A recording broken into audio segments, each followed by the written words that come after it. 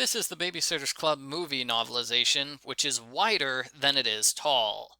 That's probably the best way to describe it. I mean, I could say it's the one that doesn't zoom in on the cover photo, but that's not very helpful. Argofont Book Review, Argofont Book Review. This book was written by Kathryn Cristaldi. Christy has a lot of great ideas, like the Babysitter's Club. We recap some club members. Claudia says she'll have to drop out of the club if she doesn't pass her science test. Then we recap the rest of the club members. Christy goes home, her brothers leave the house, so we recap all the members of Christy's family, and wow, I think the book has more recap than actual movie at this point. Christy has another great idea, a day camp. Cookie Mason tears up all the flyers for their camp, but Christy gets revenge by inviting Cookie to a party at the park. When Cookie shows up, the water sprinklers turn on and soak her. Cookie is so upset she leaves the book.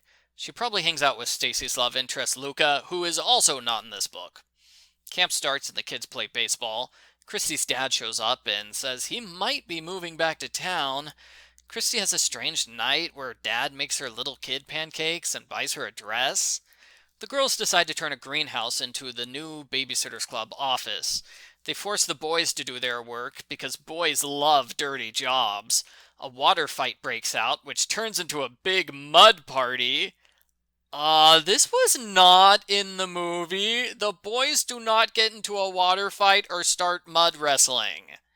A next-door neighbor named Mrs. Haberman hates the camp because it's noisy and the kids throw a stink bomb at her. She is not a happy camper.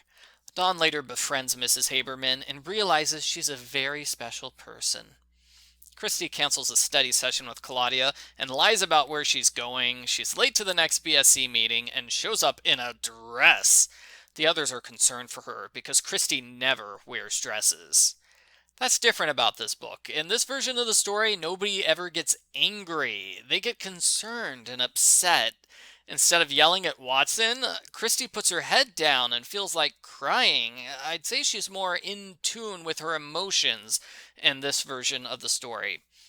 Christy gets mad that she has to keep her dad's secrets all the time. Dad promises to tell the truth on her birthday, and they'll also go to the amusement park.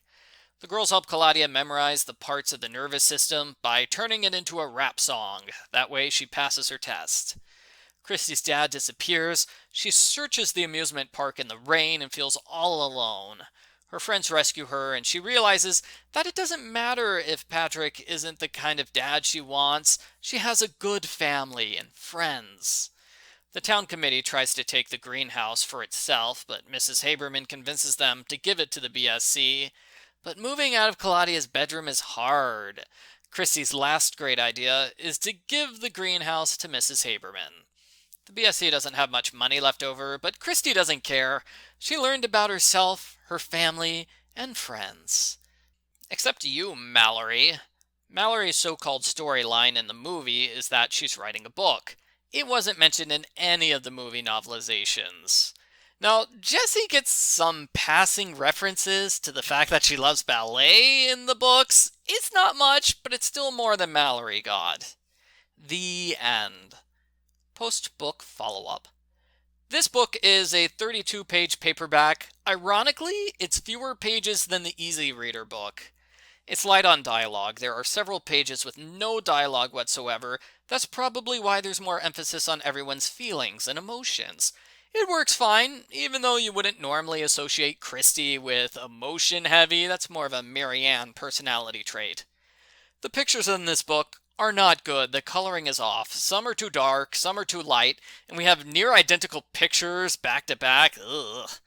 Overall, it's an okay novelization. It does a fair job of covering most of the movie's plot in a short amount of space.